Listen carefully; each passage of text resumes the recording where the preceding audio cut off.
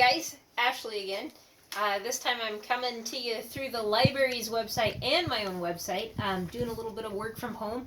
I work for the City of the Dalles at the library, and we're going to do some lessons on baking over the month, and especially baking with sourdough. That's kind of one of my things that I enjoy.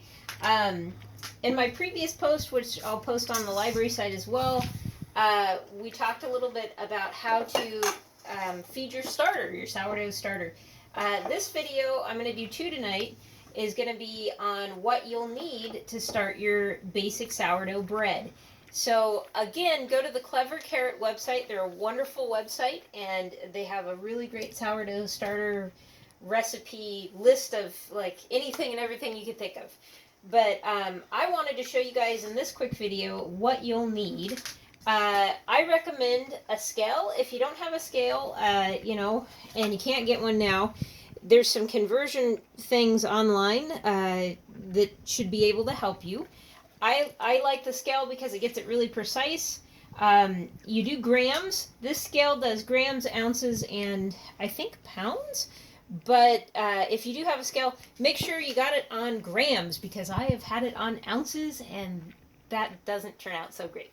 So you got your scale. You'll need a basic bowl, one that just is good for mixing, but then I use it to also rise my dough so it'll grow to twice its size overnight.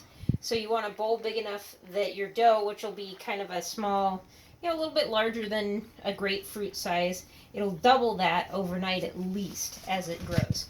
So your bowl, your scale, a couple of scoops for the various things like the different flours, and the salt. You're going to need some good salt. I use Himalayan salt. You can use regular table salt too. I just like the flavor profile of this a little bit better. You could probably even use like seasoning salts. That'd be kind of interesting. I got a couple of measuring cups, again, just to get water and oils and different things. The recipe from Clever Carrot, my basic fun bread recipe, calls for extra virgin olive oil. I have also used avocado oil.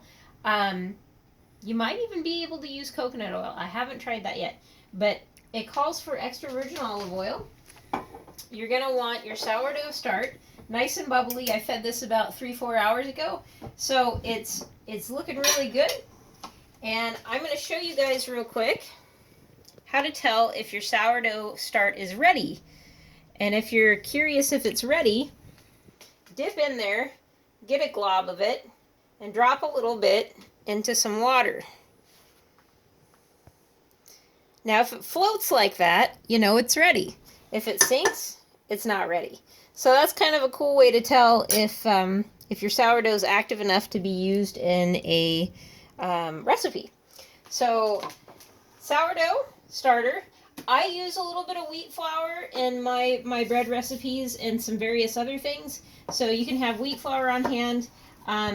Regular flour, just all-purpose flour, works really good for this recipe. I also have used high gluten flour because I like how it gives it a little bit more spongy texture and a little bit more air pockets to it. So hopefully you have one of those at least. Again, all-purpose flour works just fine. So to start us off, those are the things you're going to need.